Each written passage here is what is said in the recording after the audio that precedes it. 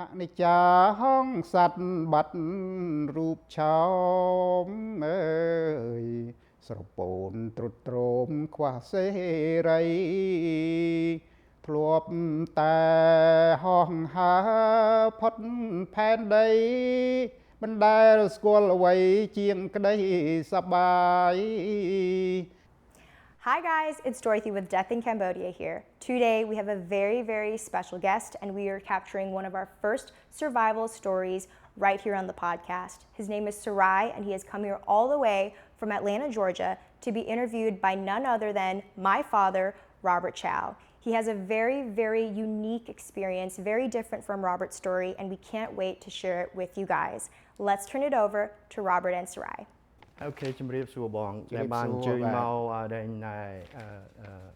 ចូលរួមដល់ podcast ថ្ងៃនេះណាហើយពីរឿងដែលជីវិតរបស់បងក្នុងការដែល survival នៅដែលស្រុកខ្មែរពីប៉ុលពតណាហើយខ្ញុំចង់សួរពីបងដែលកើតនៅឆ្នាំណា when were you born and what city and so you know how about your childhood and all of that can you tell us about that បាទជម្រាបសួរ hello everyone ខ្ញុំឈ្មោះសារាយមេកឈ្មោះពីដើមឈ្មោះឈឿមឡំឈ្មោះដូដែលខ្ញុំ introduce ទេគឺជាឈ្មោះដែលមិត្តភ័ក្តិគេឃើញខ្ញុំរងទុក្ខវេទនាម្ដងពីរដងដែលគេចាប់បញ្ជូនច្រើនពេកដូរទៅឈ្មោះសារាយមេកដូច្នេះឈ្មោះដើមរបស់ខ្ញុំគឺឈ្មោះឈឿមឡំ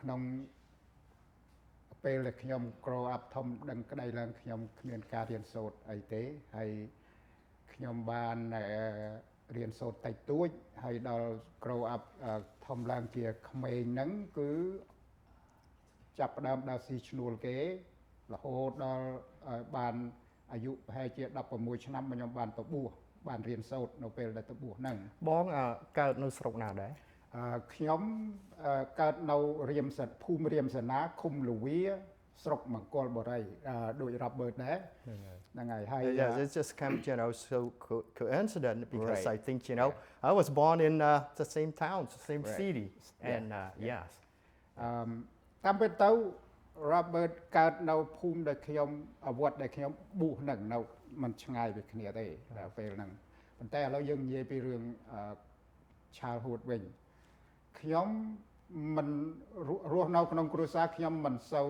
ត្រូវគ្នាជាមួយក្រុមគ្រួសារទេខ្ញុំបានជារឿងដែលខ្ញុំខ្លាយជា child labor ខ្លាយជាក្មេងម្នាក់ដែលដើរមិនសូវចូលស្រុកចូលភូមិហ្នឹងកាលពីតាំងពីអាយុ9ឆ្នាំរហូតដល់ខ្ញុំអាយុ15ឆ្នាំបានខ្ញុំបានឪពុកសុំឲ្យទៅបួសពេលហ្នឹងហើយដែលខ្ញុំបានដឹងថាខ្ញុំធំដឹងក្តីហើយដូច្នេះពេលបួសហ្នឹងសម័យប៉ុលពតហ្នឹងមុនប៉ុលពតហ្នឹងខ្ញុំធ្លាប់បួសមែនប៉ុន្តែខ្ញុំ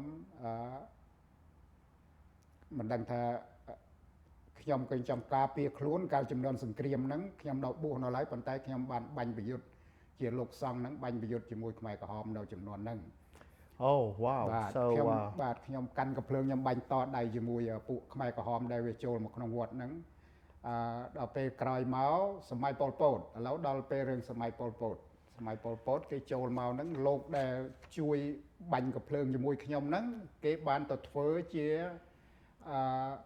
ពេទ្យរបស់ប៉ុលពតហ្នឹងគេរាយការណ៍ពីខ្ញុំ So let me ask how many siblings do youខ្ញុំមានប្រមាណអ្នកដែរខ្ញុំមានបងប្រុស2នាក់បងស្រី2នាក់បាទហើយប្អូនខ្ញុំមានប្រុស3នាក់ស្រី1នាក់ហើយពេលលេងថាដែលមុនពលពតចូលណាពេលមុនពលពតចូលហ្នឹងពេលហ្នឹងបងសារាយឯងនៅជុំគ្នាទាំងអស់ so you guys living together as you know before the Khmer Rouge took over ខ្ញុំនៅបួសនៅឡើយកាលហ្នឹងណាខ្មែររូចូលមកហ្នឹងខ្ញុំនៅបួសនៅឡើយដល់ពេលថ្ងៃដែលគេចូលមកដល់ក្រុងហ្នឹងខ្ញុំសឹកថ្ងៃហ្នឹងបាទខ្ញុំសឹកថ្ងៃហ្នឹងហើយត្រូវគេបញ្ជូនជំលះពលរដ្ឋពីភ្នំធំហ្នឹងឲ្យទៅនៅលវាវិញបាទ ប៉ុន្តែពេលហ្នឹងយើងបែកបាក់ពីគ្រួសារទាំងអស់ហើយណា ពេលត្រឡប់ទៅវិញជួបជុំប៉ុន្តែពេលមុនហ្នឹងបែកបាក់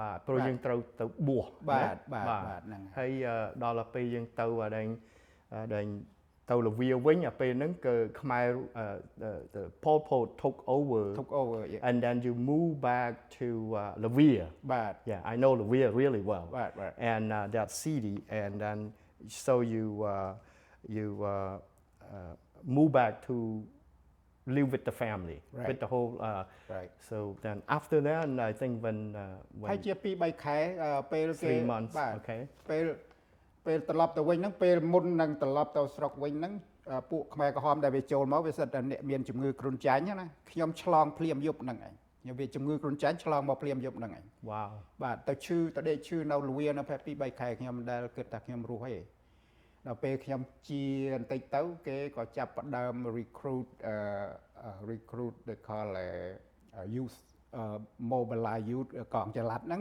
ហ្នឹងហើយកងចល័ត ហ្នឹងហើយកងចល័តខ្ញុំក៏ចូលរួមជាមួយគេជាមួយអីទៅប៉ុន្តែ at that time how old were you when they took over from the family I was 20 just almost turned 21 at the time at the time almost 21 so how you remember I think at that time maybe because I know you know I was when they took me from the family I was 12 years old 12 13 years old and then just share your feeling you know when they call your name they recruit they said okay Saray you gonna you know we're gonna take you away from your family so how will you feel I mean you know that moment it's not too bad at the time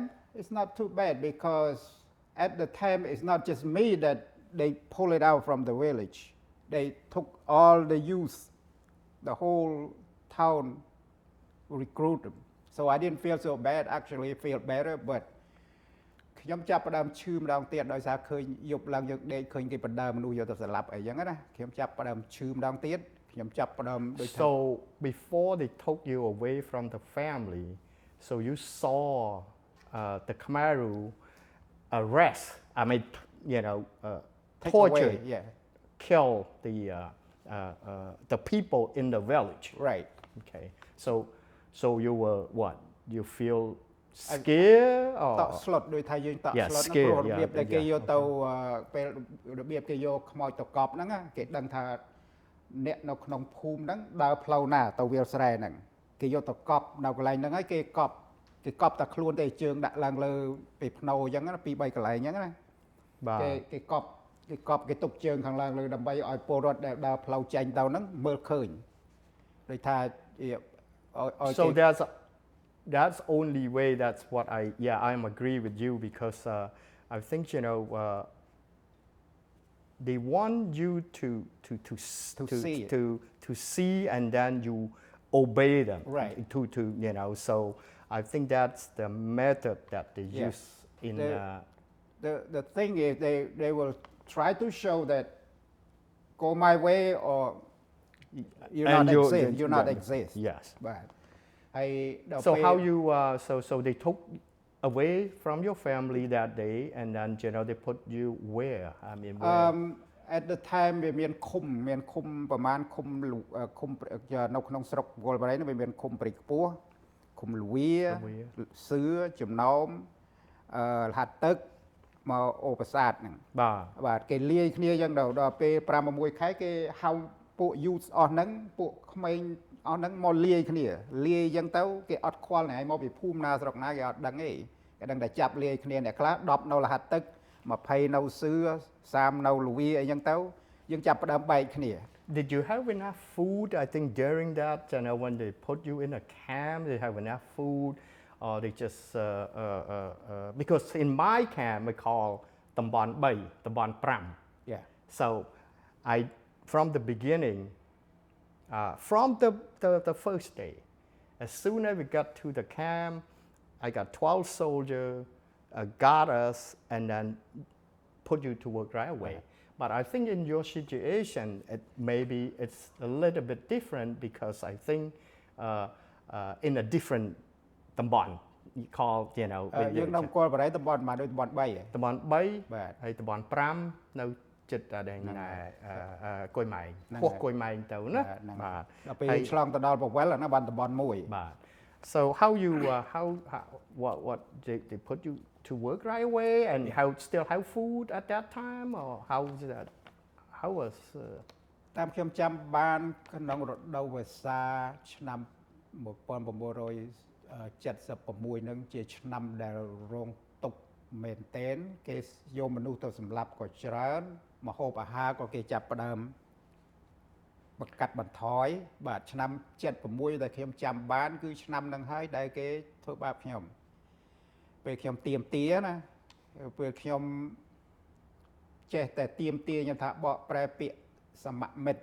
ខ្ញុំពេលគេហៅខ្ញុំទៅប្រជុំម្ដងខ្ញុំចេះតែឲ្យគេបកប្រែថាពាក្យសមមិត្តសមប្រែថាស្មើគ្នាចុះបើនាំគ្នាអង្គុយនៅកន្លែងខាងហ្នឹងញ៉ាំបាយក្តៅសាច់គោហើយខ្ញុំនៅនេះញ៉ាំបបររាវហើយអំបិលអង្គុយទល់មុខគ្នាអញ្ចឹងខ្ញុំថាសមពាក្យសមហ្នឹងវានៅកន្លែងណាគេបញ្ជូនខ្ញុំភ្លាមចាប់ខ្ញុំបញ្ជូនទៅភ្លាមទៅទាំងយប់ហ្នឹងឯងខ្ញុំអត់ដឹងទេប៉ុន្តែមិត្តភ័ក្តិគេប្រាប់ថាខ្ញុំមិត្តភ័ក្តិគេចេះថាឲ្យមុខមាត់ទៅមាត់ you were really crazy I was because you know because it's in the camp you just cannot say anything if you stand up and say something they get rid of you they kill you right there but I think you know so you have a gut to you know 20 years old and you stand up you said hey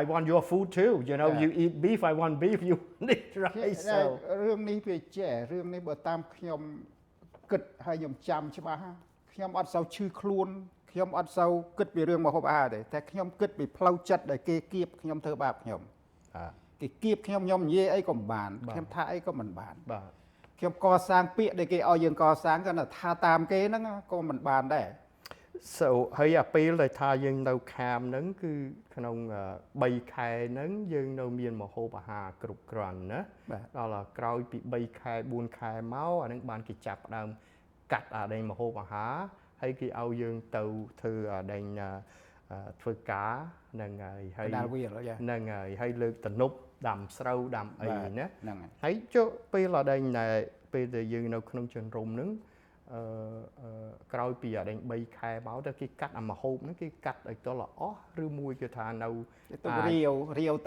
ទៅបបររាវទៅជួនកាលបបររាវហើយអត់ឲ្យញ៉ាំទៀងទាត់ទៀតបាទអត់មានទៀងទាត់ទេជួនកាលបបរហ្នឹងដាក់ញ៉ាំទាំងភ្លៀងខ្លាំងធ្លាក់មកអញ្ចឹងទៅអាបបរហ្នឹងញ៉ាំអត់ចេះអស់ទេគឺថាយើងហត់បបរហ្នឹងអាទឹកវាចេះតែទឹកភ្លៀងវាចេះធ្លាក់មកអញ្ចឹងណាហើយពេលដែលថាបងសារាយឯងដែលថាឡើងទៅអាដែងនិយាយជាមួយគេហ្នឹងគេថាហើយគេចាប់យើងគេជាចាប់យើងចេញពីអាដែងក្រុមអាដែងកងចល័តហ្នឹងបាទហើយគេចាប់ហ្នឹងគេយកទៅណាដែរកាលហ្នឹងខ្ញុំមិនចង់និយាយពាក្យចាប់តែកាលហ្នឹងគេអត់ទេណានៅក្នុងកងព្រោះគេសើបដឹងពីប្រវត្តិរបស់ខ្ញុំមិនមានប្រឆាំងអីឬក៏ធ្វើទាហានធ្វើអីចំនួនហ្នឹងណាខ្ញុំអត់មានទេខ្ញុំគាត់ថាជាលោកសង្ឃហ្នឹងខ្ញុំធ្លាប់កាន់កំភ្លើងបាញ់ជាមួយខ្មែរក្រហមតដៃការពារខ្លួនប៉ុន្តែគេអត់ដឹងទេអត់ដឹងទេអត់ទាន់ដឹងទេបាទប៉ុន្តែពេលដែលខ្ញុំថាគេយកខ្ញុំទៅហ្នឹងមិនមែនចាប់ទេតែពេលគេគាត់តែដកខ្ញុំមនុស្សហ្នឹងឲ្យមនុស្សម្នាក់ដែលមិនចេះបិទមាត់ហ្នឹងបញ្ជូនទៅឃុំផ្សេងទៀតអូគេយកខ្ញុំទៅដល់សឿខ្ញុំនៅកន្លែងហ្នឹងបានប្រហែលជា2អាទិត្យ3អាទិត្យខ្ញុំទៅធ្វើការហើយខ្ញុំទុកកាបូបស្ពាយខ្ញុំហ្នឹងនៅពេលដែលគេបញ្ជូនខ្ញុំចេញពីស្រុកចេញពីតំបន់ហ្នឹងបដ ாய் គេទៅខ្ញុំចេញទៅធ្វើការនៅវាលស្រែគេឆែកកាបូបខ្ញុំគេឃើញបတ်ចម្រៀងថាសចម្រៀងបတ်អនិច្ចាហង្សត្វបတ်រូបឆោមស្រពោនត្រុតត្រោមខ្វះសេរីហ្នឹងគេឃើញអាបတ်ហ្នឹងគេឃើញចម្រៀងនៅក្នុងកាបូបខ្ញុំហ្នឹងហើយគេឃើញ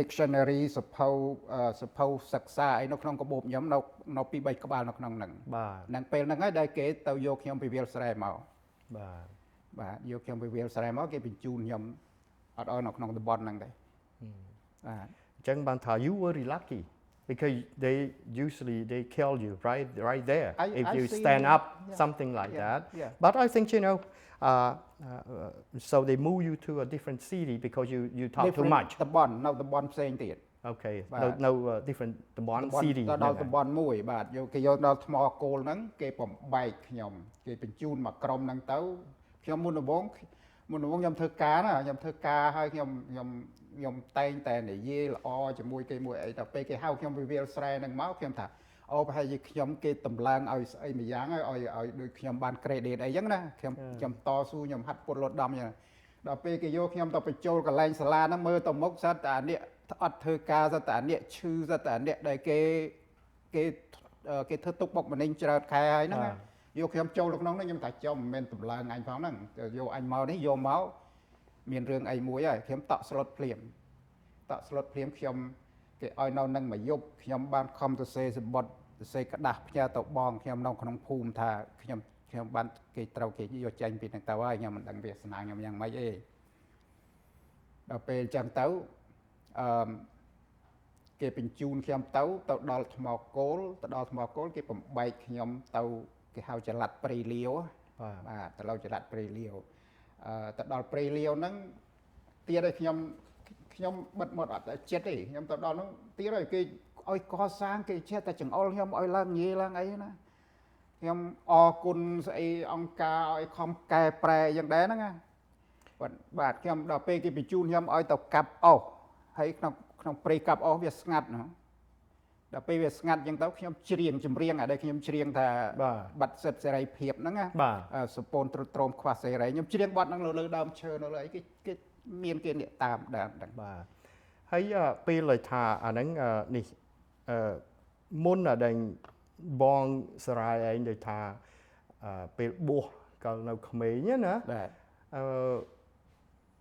បងសរាយបាននិយាយថាមានដេញបាញ់គ្នាជាមួយខ្មែរក្រហមដែរណាហេតុអីបានបងសរាយឯងនឹងមានដេញចិត្តក្លាហានណាទៅជាមួយប្រយុទ្ធជាមួយខ្មែរក្រហមនឹងអរគុណយើងយល់បាទអរគុណ Robert រឿងហ្នឹងវាកើតឡើងចេះការខ្ញុំបួសនៅភ្នំធំហ្នឹងណាបាទការខ្ញុំបួសនៅហ្នឹងខ្មែរក្រហមវាឡើងវាយដងរុននៅខាងកើតអូស្ងួតបន្តិចហ្នឹងបាទវាសម្លាប់ទាំងអស់មកវត្តទាំងលោកសង្ឃទាំងទៅហ៊ានទាំងកូនសិស្សលោកទាំងអាចារ្យវត្តទាំងអីគេអូសគេព្រឹកឡើងអញ្ចឹងខ្មែរក្រហមវាចេញផុតអីចឹងទៅគេអូសខ្មោចទៅដាក់ថ្នល់ក្នុងវត្តហ្នឹងហើយដល់ខ្ញុំត្រឡប់ទៅនៅស្រុកវិញទៅនៅវត្តខ្លួនឯងពេញខ្មែរក្រហមវាឡើងមកវាយវត្តហ្នឹងហើយអានេះដែលការពារវត្តការពារពលរដ្ឋហ្នឹងវាទម្លាក់កំភ្លើងចោលវានាំនៃរត់តាមបដ ாய் ស្ទឹងខ្ញុំថាគ្មានណាការពារយើងទេលោកឯងជួយកាន់កំភ្លើងកនោះលោកឯងជួយកាន់កំភ្លើងនេះទុកកណានI just want to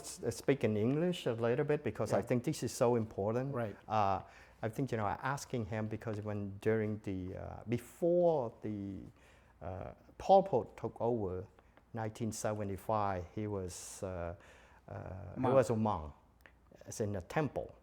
But I think at that time, I think Khmer Rouge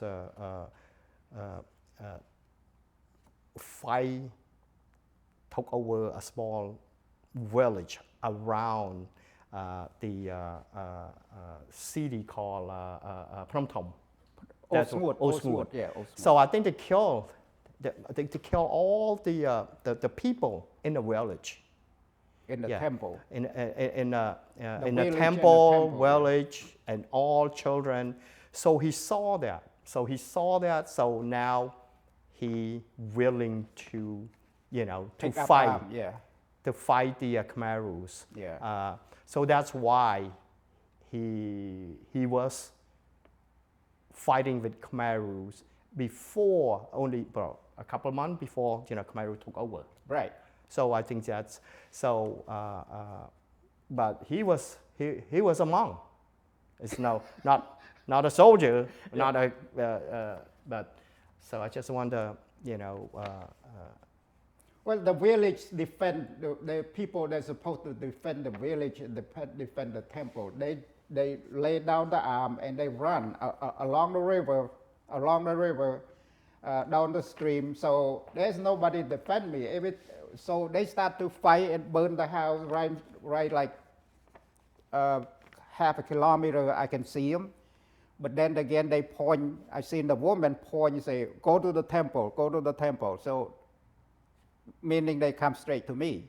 Yeah. And I look at the people that defend the temple, they just drop arm, they run. So I told monk around me, I said, pick up arm, and then follow me. So we already in the ditch. Yeah. So I start to shoot, and then the guy with the M79, he shoot back, and then I think might hit something, but the Khmer Rouge run across the street, and they took off. They didn't come back, but the house still burned all over in the village. Yeah, that's why I just want to make Yeah, clear I why. got you, No, Yeah, you're yeah. not a you're not a soldier, and then all of that. How can you just fight with Khmer Rouge? But okay, so when you were in a camp, so how long you stay in a camp, and did you try to escape? During that Khmer Rouge. Let's go down there. When they send me outside the area outside the Bon Mui, Yeah. the Bon Mui. Yeah. The first region, because the first region they meaning that the people before Dapampi Mesa, 17, those what they call Puk Mulathan, okay, the Bon Mui, okay. I think they kill a lot of people on that. Yeah. They call Section 1. That's Right. the name, because I Area live in the 1. Section 5. Yeah, he's Area 5, I'm Area Area 1. 1. Yeah. Okay. So when I was there, they caught me sing a song of the old song, and then they took me one more time, and then they sent me, like, I believe it was about, I lived there for about 3, 4 weeks, 5 weeks. So they took me from that group and then sent me to some other place. But that's where I feel that, like, they took the crocodile and threw in the water and tell one crocodile to drown. They didn't realize when they threw me this time, I was in the high area where they grow vegetable, and that's where So you're telling me they move you to a place that they have a lot of food. a lot of food. Okay.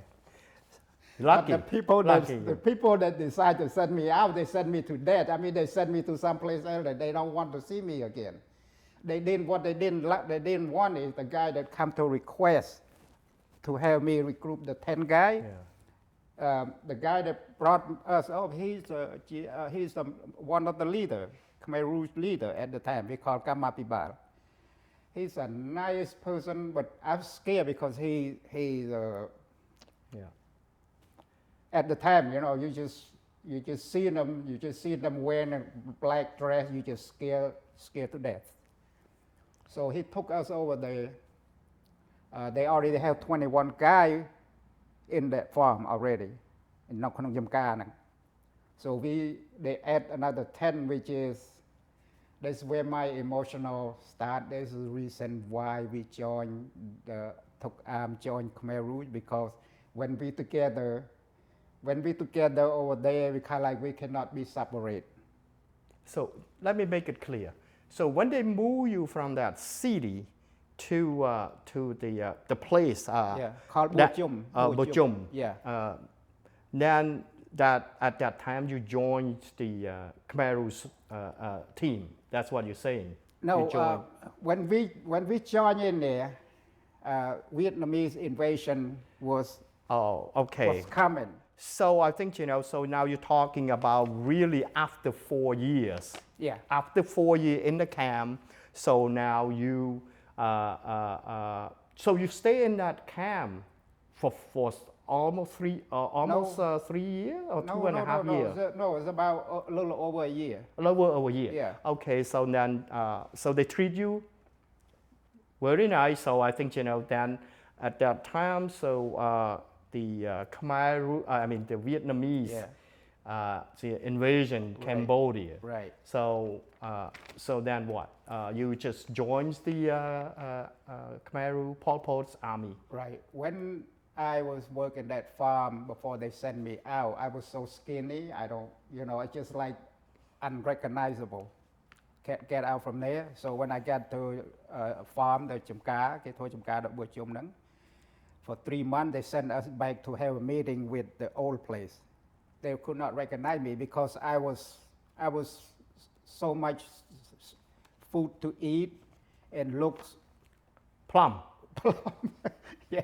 Yeah. Right. So, So- and they say, well, I thought they sent him So to you- death. I thought they sent him to Yeah. to Okay. place. Right. Yeah, but why he come back? So then when Vietnamese get into Cambodia, and we don't know the difference. We don't know the difference. They say they invade our country, and we have to pick up arms. So they send us from there to some load. So actually, they're not really asking you to force you to join the army, Pol Pot, but you see the country that invasion from from other country. Right. So that's how you feel. So this is you volunteer Right. to join. Yeah, because you know when, like I say, with those 21 guys already there, they sent 10 of us to join them, and we just become brother, cannot be separate. Then if one say, well, let's fight, so we all like, okay, let's fight. So at that time we act that way, kind of like if one say we're gonna fight, and the rest of us, well, let's do it. So that's how you join the Pol Pot's army. Right. So you fight, you go out there and fight a lot, or just random? I wrote down in my diaries how many days, how many time, how many kill. Right. Yeah, so I wrote it down, and after that, after New Year of New Year's, Khmer New Year's of 78, the line was broke. Vietnamese was so strong, so pushing us, and then I realized that I got the gun too. So we go, let's escape to Thailand, and if Khmer Rouge want to come after us, let's defend ours. So I took the whole group across the border to Thailand. So why not join the other group? Because I think I understand they have two groups. It's Pol Pot's group and the other called Say Hanu. Sihanouk. Yeah. Sihanouk was a group. At that time, they didn't really form the group yet. I see. At the time was only the army of Intam in Malay. They will still exist for a long time. But for along the border from Poi Pat all the way to Damian J, we didn't have army yet. We did not have Sihanouk army yet. So it's like I crossed the border. I took the gun, lay the gun in the farm. Lay the gun in the farm. They say, we surrender, just let us live. We don't want to fight for Pol Pot. Then, So- yeah. Let's. Sorry. Yeah. Sorry. And now, in 1979, I believe, 1979. So you joined the 1978 to 1979. You joined Pol Pot's army to fight against Vietnamese. Right. So why you escaped to Thailand? Because I just it's not just me, we discussed with the group. You say, why are we fighting for Pol Pot? When they kill our family too. So we have a chance, now we at the border. We at the time was at the border, now it's time for us, we can escape, not to serve them. But soon when I crossed the border, Thai army took me first because I speak Thai a little bit at the time. Nobody speak Thai. So they asked me, did we eat? I said, we haven't had food for a day or two. So first thing they let us eat. And then they load us in with the truck, and then they take us to the top of the mountain and put in the camp, confinement camp. So the whole group. The whole group. The group, Okay, 42 people. come with me. Let me ask you back a little bit. So now you separate from your family. From the first day, the Pol Pot took you away from the family. Right. So you never join. You go to the camp. They keep move you from one camp to another camp. So then you end up with joining the Khmer Rouge soldier. Yeah. So you never see your family No, at that Again. time, no. At that time, no. Until the day that you moved to escape to Thailand.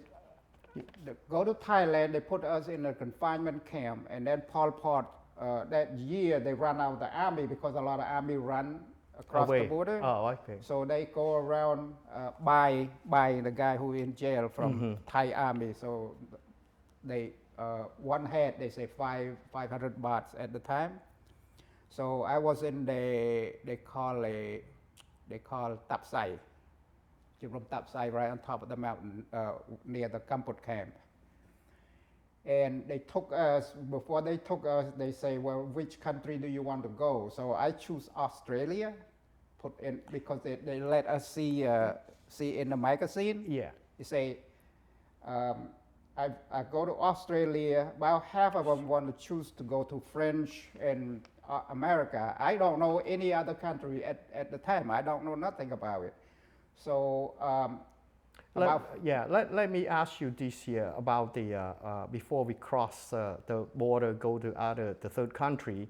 I think all your siblings, your mom and dad, you ever contact them, or how they survive? Are they still survive, or no? You have no clue and no idea. No idea. Yeah, I have no idea where we're at. But when the war broke out between Khmer Rouge and Vietnamese, we don't know who's where. We don't know.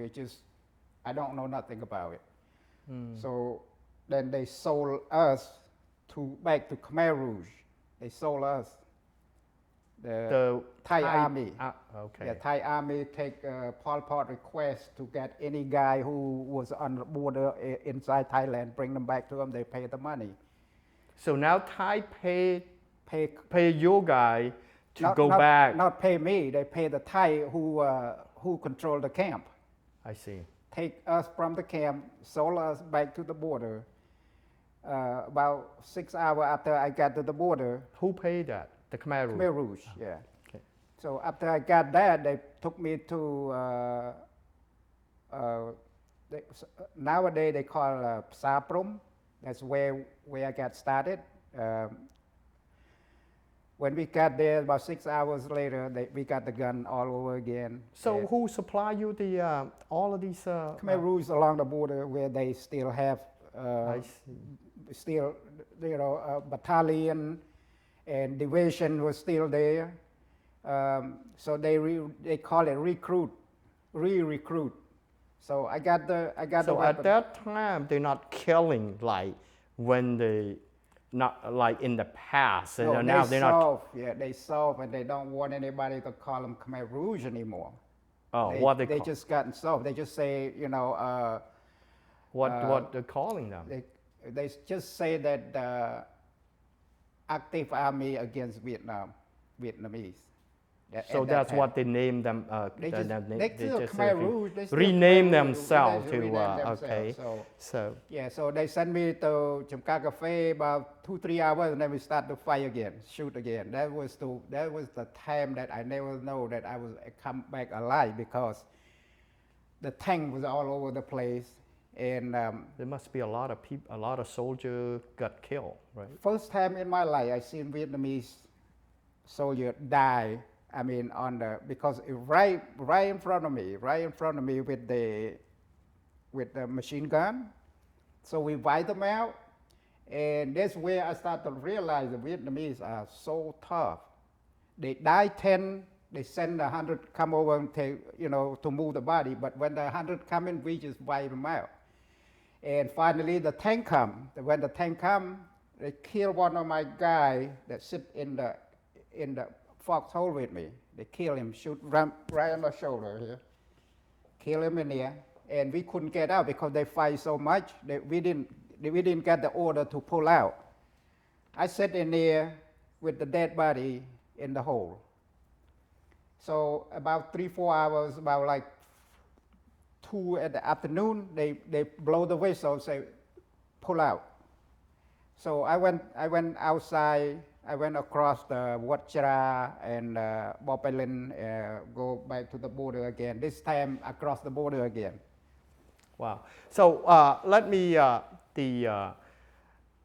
you've been in in the Cambodian, all of these time, I mean, try to survive and all of these things here. What was the most horrible experience that you had between, between the 1975 to 1979, that, so what The last experience that you remember? The last time when they sent me to recruit the Sihanouk army, that's where I crossed the river back to recruit in Khmer Rouge, where they all separate. They don't know who's leader, who's not. So then they capture me that time. They capture me, they tie me up, and they hit me so hard. And the guy that happened to be one of the guys that captured me we used to be live in the childhood together. I recognize him, but he keep like moving around. I want me to talk to him. The first word I say to him, I say, look, this way. I know I'm going to die, but tell my mother that I'm dying here, and I'm dying. If you kill me, just tell her that I'm dead. Don't looking for me, don't wait for me, because my mother is good at wait for children. So I told him that, and then he go like, hit me so hard with the AK-47 butt, hit me right in the head, so I fall. Then they dragged me about 3 kilometers, I believe. That's a lot. That's a long. Along, road, yeah, because there's along the water, and I remember I say, well, can I have some water? But they dragged me in the water. So go from there, about 3 kilometers from there, I see the dead body from my side. They already lay dead in there. So they tie me to the tree. They ask me again, say, where is your weapon? You give your weapon to the enemy, to Vietnamese. I say, no, I got nothing to do with, my weapon is near the lake with my group. So they went over there, they informed me, say, you know Saray? Yeah, we wait for him. So the guy came over, then they released me. But so he can recognize me because they beat me they hit me so So hard. who hit you? Your the friend that you grow up with? That one, and then the rest of their group, they're in the special force. They are the Pol Pot special force. So then. So why they hit you? Why your friend want to kill you? Because they find out that I was from Sihanouk's joint Sihanouk group and come over here try to recruit. Oh, it's a different group. Different group. Okay. So end up, I came to the lake, and I determined that I can, even though the guy who helped me, I don't care about that anymore. I'm going to run.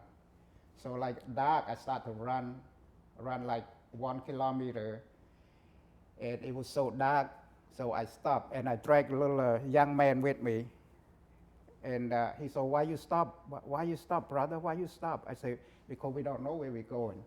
We wait until the sun's rising. Not the sun, but wait until the moon. The moon. The moon come up, then we know where's the east, where we're going to go east, because we determined to go east.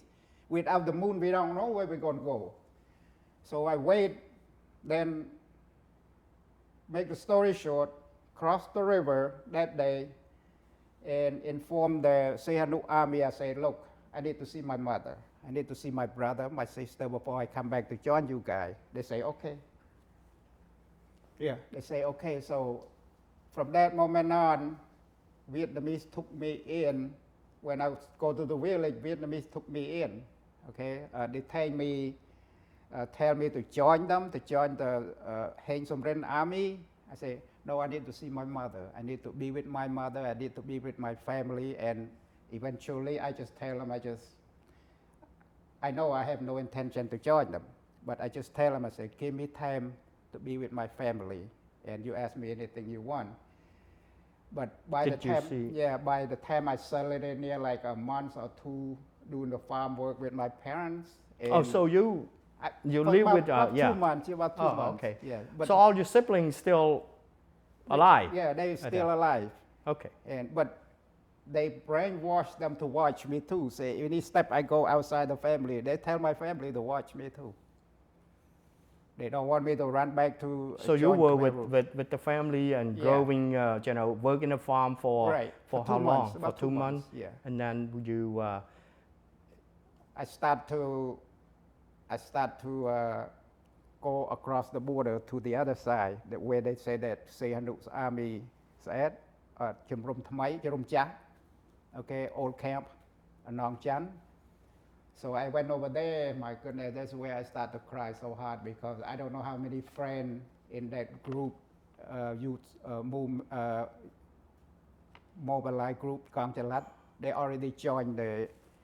So that's the. I think that's the most.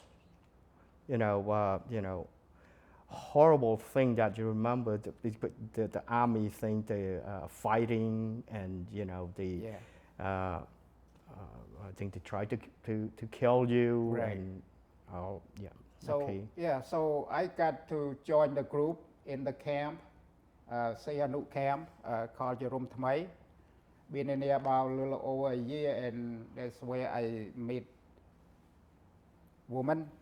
Okay. So how did you escape? So sounds like you escaped to Thailand because you're able to because it's a easy way to escape. Actually, you don't really need to run across the forest, and all that because you already at the border already. Yeah. So actually, so that's what you came into refugee camp. Yeah, well, Refugee camp.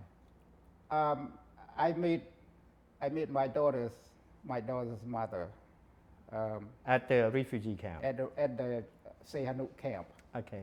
Yeah, so then the fighting start all over again. I was at the front line, start to fight like a day or two, and find out that her mother, my wife, then she did not run. She wait for me. She won't go. So when I finally come to the where she was at, and she asked me, say, "Can you take me to the camp? Then you can come back if you want to, but you need to take me to a safe place." So I ran across the border to take my wife to the Kavidang.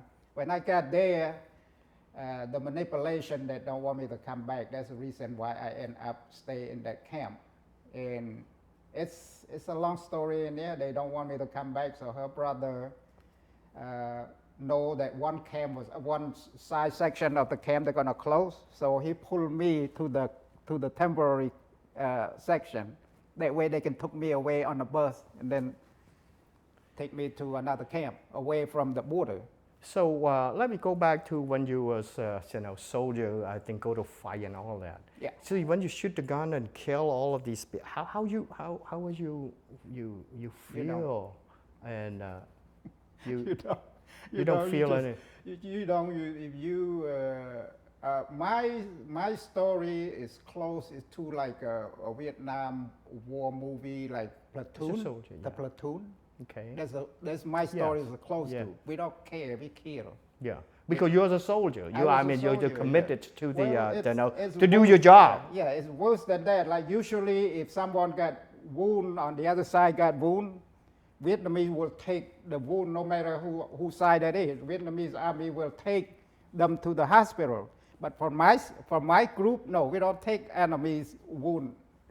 We just don't let them live in a miserable life either. So Okay. you take the point right there. Wow. Yeah.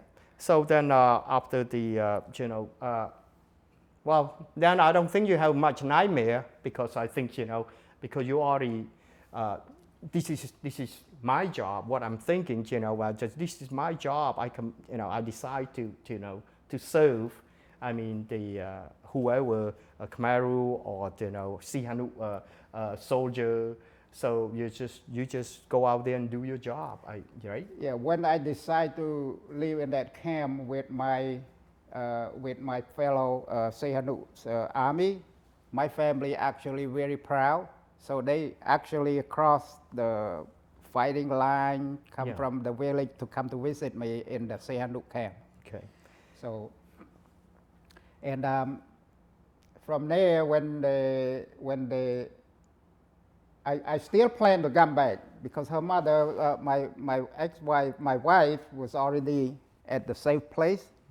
But when she made an announcement that I'm pregnant, then everything was dropped. I mean, just like nothing else matter anymore. Well, it sounds like, I think, you are a really lucky person that, they move you, they took away, from your family and put in a camp. You stood up and say something. You didn't get killed. They didn't kill you. They just move you to another camp, another camp, and then move you to the camp that have more food. So I think, during the Khmer Rouge, what I hear from you, I think you are really, really lucky. Then you joined the Khmer Rouge army and then fight with the Vietnamese soldier and all of that. So, and then you, I don't think you have much a nightmare during Khmer Rouge. I think the only thing that you remember that it's a terrible, horrible thing that happened to you when you was joined the army, and then they tried to kill you. Yeah. That's what you. I skipped one part of it. Okay, when I crossed the border first time, took 42 guys with me, and they put me in detention in the confinement camp. At the border, they already have a meeting to prosecute me. They already said that. Yeah. I was, to share a little bit, because when I fled to Cambodia, and when I got to the soldier, they arrested me and put me in, in the jail too. The same thing. So, if you had one message to say to, to your fellow survivor, what you say? Tell them the truth about your life. And for my case, I'm not asking you to join, but I think when I joined when I become a Christian, it kind of like take a lot of things out of me. And I see other people that worse than me when I join the church, go to the church and study and have a new family group in there, and kind of like start to see things, but the nightmare sometimes still exist. Well, I hope, the nightmare, I think, to share your story today, I hope it can help you. I think, so yeah, I'm agree with you. I think, the survivor out there, if they should just share their story. It might help them a lot. It helped me quite a bit on the nightmare. So I think for the next generation, I think what you say to them, what kind of message you send it to them, this is for the next generation. What do you say? If you have a problem in the community, do not fight. Okay, sit down together, looking for the solution. Okay, you fight, you break glass, burn the house. Do you know that you're not solving the problem? But if you have a problem, you sit down, the same as in the family. You have a problem, sit down. You solve the problem within 2 to 5 minutes. Yeah, but I think, for me, I think because of what the Khmer Rouge trained us not to talk, but your situation is a little different because you have a gut to stand up and stand with the Khmer Rouge. For me, in my camp, the section number 5, if you say something like that, they're gonna go ahead and not just pull you out, they're gonna go ahead and torture you. They use the knife and open your heart right there and let everybody see. Yeah. But in your situation, it's very lucky, very, very lucky. So I think, I think, for the next generation, I think, they should work together, just like you say. I think help each other, because Cambodian culture is a little bit different. I think it's a jealousy. It's so bad. Temper. Other culture, they do have, everybody jealous each other. It's normal. But I think the way they jealous to each other, they want to learn from the person that do better than them. So they learn it, they can do it better. That's how Cambodian people should learn that. So learn that. Just help each other. Learn if somebody do better than you. Just learn how they do it. Learn from them. Do better than them. Yeah. I think So I think it's good, Bong Sarai. I think this is. I'm happy to be very, here. Yeah. I'm happy to very tell my happy. story. Yeah. Yes, yeah, and thank you for share your story, your experience. So this is awesome. Thank you so much. Oh, Thank- good. What kind of nightmares do you have? Every time, sometimes you, especially when you're sick, when you get sick, and you know how your brain develop when you're sick. You just see a lot of things bad. So it'll come to me when they tie me up. Every time I got sick, I just seen them tie me up and drag me and beat me up. And then you know how you sleep. Sometimes you sleep cross your leg like this. And even little kid chasing you, you can't even run because you can't even make it out from there. It's just like sometimes, you know what I mean? And that's the nightmare that stick into my head. Every time I got sick, it just in there. The same time in 1976 when I was sick and lay down underneath of the house, and then they took the guy across the village every day, Because that's the only horrible thing Right. that, when they try to kill him and, tie him, when down. they tie me up, I never thought that I was going to survive, but I just turn around, pray enough to tell the one that I know. I said, tell my mother if you survive. Okay, even though he's the one who beat me up, who arrested me. I said, tell my mother, because my mother, even my brother killed in the war, up to before she died, she said, my son's still alive, my son's still alive. Because when she died, we cannot took the body from the fight. Oh, so she got killed during the fight? My brother? Your brother? Yeah. But my mother believed that because she didn't see the body lay there in front of her, she's just still thinking that my brother was still alive. Do you still have nightmares today? I still do. Yeah. Sometimes I just feel that's why when I joined Sehanu group, they send me to fight. That's what I'm saying. I say we don't take the wound home. We don't capture them. We don't want to capture them. You know what I mean when I say that. We don't want. We just put them out or miserable. So that's the anger that I have. I say, you Khmer Rouge, why would I worry about you? Why would I rescue you? And that's how bad it was. Yeah, that's how bad it was in life. You just every time I got sick, that kind of like cover me all the time. Like Sick because you don't have enough energy and you're running down. right, that nightmare. right. And again, let me be sure that during 4 years, 3 years, almost 4 years. Well, let's just say 2 years, 75, 76. Those 2 years right there to start the Khmer Rouge, control the country, that hurt me the most was they tell me I can't talk. That was the worst thing at that time. They say I can't talk. Well, that's what the message, that's what we try to do here, because a lot of survivors today, they don't want to tell about what they went through, to the family or the children. They just don't want to say anything. They don't want to Robert, talk. you have to think one thing too, okay? Some of them so bad that they can't even say. Yeah. I believe it. A lot of people here, they were bad enough, they can't even open up their mouth without emotional. They don't want to tell, Right. they say, forget it, let's move on. Yeah. But Well, for- that's what a lot of Yeah, people yeah. think, but they should open They their should, mind and yeah, talk, they should, to more or release less, their- they should, Yeah. yeah.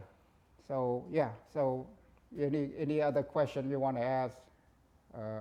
Maybe you want to ask any question? Because it's a lot of things, a lot of things in the war, and especially during almost 4 years with Pol Pot reign, and just, I mean, you can try to forget, but you won't be able to forget Right. it. No, I believe that. Yeah, it's not easy. Well, Yeah. you told me when we were in the airport a little bit on how you got to sneak and see your mom. Oh yeah.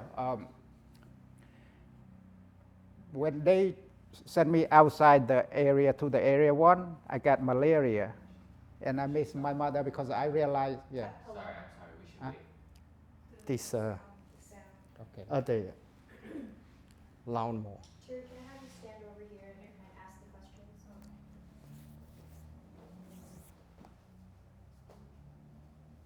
I hope they cleaning parking lot. Okay. So Yeah. yeah. So Can we ask him? no, you already got the. No, but we can. Okay. Okay, you can go ahead and ask again. Can I ask him a question actually since we're on the topic? Yes, please. You mentioned you carry a lot of anger from the Khmer Rouge. Right. In what ways do you think that showed up here in your life in America? And no, I don't. You know, since I joined the church for 20-some years now, 30 years now, it's the only thing in my head right now is love and tolerate. You know, word killing is no exist in my heart anymore. But when I was in the army, it's just a different person. But right now, it's nothing but you have to love, tolerate, you know, forgive each other, not forget, but forgive each other. You get something to give to someone without thinking, bring it back. No, if you think of that means you're the worst person too. I'm agree. Just give to them, don't expect them back, then you'll be proud of yourself nowadays. And that's my message. And I'm going to answer to my daughters ask me. When we flew into town Yeah. that time at the airport, and I asked him some of my own questions. I want to say that, but it just sometimes it's emotional. When they send me outside the from area 3 to area 1, Right. I got malaria coming back before they send me out from there. So they sent me to the hospital. When I was in the hospital, I kind of like everything was okay. They say, well, you okay? You got to go back to the group, to the field, work on the field. So when they write me a letter, they put a village where I go to. So I get out of the hospital, right in front of the hospital. I take something, erase the village name, and write where my mother's village there. So I wrote it. I went to see my mother, and she go, "Oh, you alive?" From the way they told me, they're not gonna let you live, but you alive. And so what you gonna do? You gonna live here? Say, my mother, in a way, I can't live here. If they not kill me right here, I go to the village. The people in the army in the village can see my face. They're gonna kill me. So I'm not going back there. I see you right now. I want to know where my brother, my sisters at, how they doing. That's all. And then I erase that letter again, erase that village name again, write it to the where they sent me to. I wrote it. How many days did you spend time with your mom? No, just like 3 hours. I couldn't stand it too long because she signaled me, say, you don't stay. You need to leave. You need to go. How did it feel to leave your mom? At that time, it was kind of like you don't know what to think anymore. Your thinking is not helping you. You just have to determine, whatever happen next, happen. But if not, we will see each other again. So I told her, I said, Mother, if I'm not dying, meaning that you see me, but if you don't see me in the next few years, you know where to turn. You already know the rest of the story. Everybody else, the same thing. They don't see their son, meaning that only one way. Yeah. So then I told her from there, so I started to erase that village again and I write it back to the village where they sent me to, because you have to realize that those armed forces do not read. They can't read, they can't write. Well, whatever they see on that piece of paper, they go like this, just go. You tell them just go. But actually, I erased, almost damaged the piece of paper, keep changing the village. So I went back about 3-4 days. That's where they sent me out again to another group, the last group that I went before the war broke out. So you believe that was the last time you were going to see your mom? Yeah, I believe it. Until they took the 10 guys where I said that they took me out because I sing an old song, and they take me, the 10 guys that they group take me to the other 21 guys that already exist in there. When I got there, I realized, no way, I'm not dying, no way. I just looked at the guy that's already there. They're all former Marine, former Army, and the leader that keep us there, that's the amazing thing is he, the leader, and he protecting us. Even though they come over, the government send the army go find this name, this is the reason why my name was changed from Lom to Saray. Since then, because the guy that worked with the office tell me, you need to change your name. If you don't, you're gonna die with your old name and you never come home. So this is the reason why I survive. And when I get to the Chamka farm, I realize I go like, yeah, God, this is where I want to live at. Yeah. You mentioned you were singing a song. I got a song here, but I'm not sure if you, there's, Is there a native? huh? Do you remember the song? Yeah. It's come from a movie. I cannot find it anymore. I cannot find that. I can find 1,000 songs of Sinsi Samut, except that song right there. Nobody in the world said that song exists. But Choi So Peep re-sing that song, but he sing a lot of word in there. A lot of word in there was wrong, was made up, because I know everything in my heart right here. So I have the song here. I brought it with me, and just in case. But I read this after they took my book back, take the album. 2-3 days later, I find a piece of paper and write away the song, the song, because the only one song in Cambodia was against the Khmer Rouge regime was that song right there. That's what that song means. That's what the song means, because it come from the movie. The guy will play the kite. You know how the guy have freedom when he running playing the kite. That's 1 in 3 million Yeah. that can survive. You sing that song. Yeah. I sing that And song. They killed you Yeah. right away. But somehow he was so lucky. Yeah. He sing that song, they still send him to a different place. Let me say the song. Maybe you can figure it out. Okay.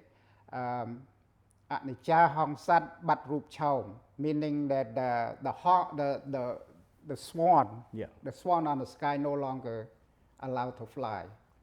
Srapon Trut Trom Khmer Saray, meaning like a flower that bloom and they no longer bloom, they fall into the ground. The swan used to fly on the sky, but it's no longer allowed to. And that's the The only song one is song telling in the you world. is no Yeah. freedom. There is no actually. freedom. That song is just no Yeah. freedom. So for when they check my genocide. book back, they see that album on one particular album, they took me right away. They go like right away. So Do you remember how to sing it? I do.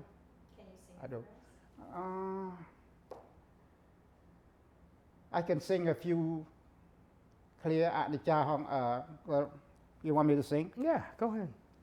អនិច្ចាហង្សសត្វបាត់រូបឆោមអើយស្រពោនទ្រុឌទ្រោមខ្វះសេរីធ្លាប់តែហោះហើរផុតផែនដីមិនដែលស្គាល់អ្វីជាងក្តីសប្បាយ It's pretty good. But and go on with that song. It's just amazing that how they punish me because I keep that song. Amazing. And then They from just that punish word, you with it, but you from know that they're not word killing you. is That's against the government, completely against the government, because the song says about freedom, but the government restrict the freedom. And soon when they send me to another place, I keep writing the piece of paper, keep writing over and over again. That's the reason why they rerun, they create the same song, but the people actually in studio in Phnom Penh, they don't even know the whole word except me. I know the whole thing. I know everything about it. Do you believe that song helped you when I get to the freedom, I say, yes, it is exist. It is exist. And a lot of people ask me to sing that song, but there's a reason why I bring the choice of Pete. He re-sing the song, but I don't like because he missing the word. He make up the word to put in here. But in my heart, it's not. It just I know everything about the song. So I put on the newspaper. I say, anyone find this song right here, anytime, any day, give to me. I give you $50 or up to $100, and depend on the condition. And the guy, you know how Cambodian song been saved all this during Pol Pot, they destroy everything. Japan, Japanese culture, they save Cambodian movie, they save Cambodian song, and I asked them, do you have that song? They say, well, they're gonna keep looking for it, but it didn't look like they're gonna find it. It didn't look like they find it. So, you know what the meaning of that song. If you know the whole thing, yeah. Theary, thank you so much for being here. We had just interviewed your father, Saray. My dad, Robert, had interviewed him for an hour long. I'm sure that was probably the most that you've ever heard of your dad's story. How do you feel now? It was emotional. I mean, I've asked here and there in my childhood, but hearing the hour long of the interview, he shared some stuff that I didn't get to hear as a child, and it's emotional, but more emotional in a way of like, gosh, we're here now. He survived, and Yeah. yeah. Do you know what was the hardest thing to hear out of your dad's story today? The singing. The singing. Yeah, that was emotional even for me. How do you think this filming today of capturing your dad's story, what impact do you think this is going to have on you and your family? Well, at least for Dad, I was hoping that the more he talks about it, the more it heals him. And then for my kids, I have 3 kids, and I just want them to be a little more educated on like where we came from, and where Grandpa like brought Mommy here to America when I was just we were just refugees, and so just the whole purpose is be grateful in life, educated of course of the history, but more grateful. Yeah. Do you think you and I have been working on getting your dad here for like several months now. What was the main reason of you wanting to share your dad's story in this way? My second child, she started asking. She's going to be 16 soon. She started asking questions like, where did Grandpa come from? Where did Grandma come from? When you ran away, did you remember that? And so she started asking questions that I started asking questions when I was her age. And I was like, oh, I have to really like tell her the stories, not just like a little short clips of things, but like, yeah, she's interested. Do you think hearing your dad's story today is going to change your relationship in the future? Oh yeah, I mean, I love history, and he fills me in all the time, and I think our love grows as we get older. And probably hearing his vulnerability today is only going to strengthen that. 100%. Yep. Yeah. Well, thank you so much for coming here and bringing your dad along with you.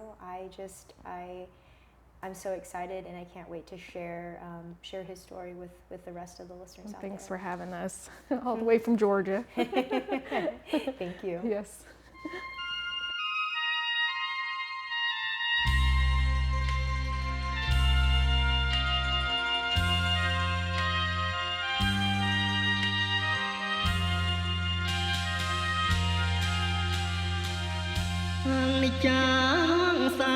បាត់រូបឆោមប្រពន្ធទ្រន់ទ្រោមខ្វះសេរីធ្លាប់តែហងហាធនធំផែនដីមិនដែលស្គាល់អ្វីជាក្តីសប្បាយអកុសលផ្ដល់គួរឲ្យសងវាចអ្នកខ្លួនជាក្អែកគួរឲ្យស្ដាយពីថ្ងៃនេះទៅនេះរៀងឆ្ងាយឋានសុខសប្បាយខ្លាយជាទុក្ខ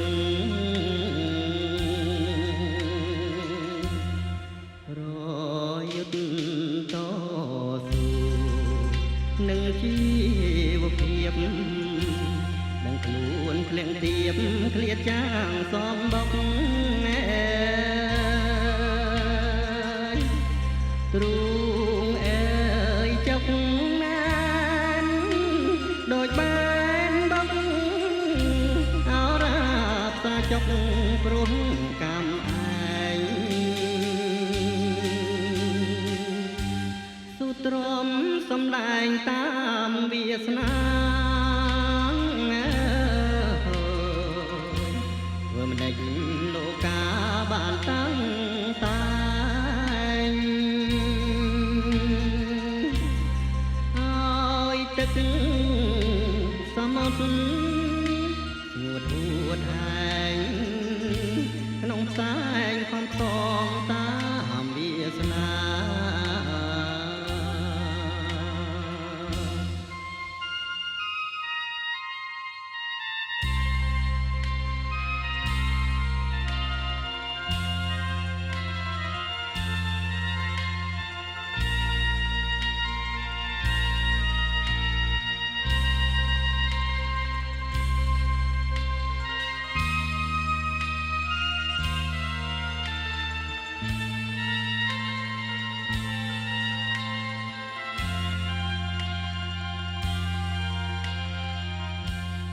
រយុទ្ធតស៊ូនឹងជីវភាពទាំងខ្លួនភ្លៀងទៀបឃ្លាតចាងសំបុក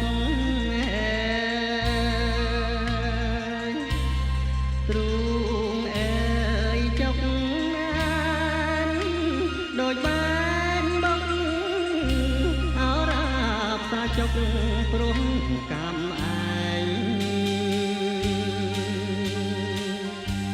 សុទ្រាំសំដែងតាមវាសនា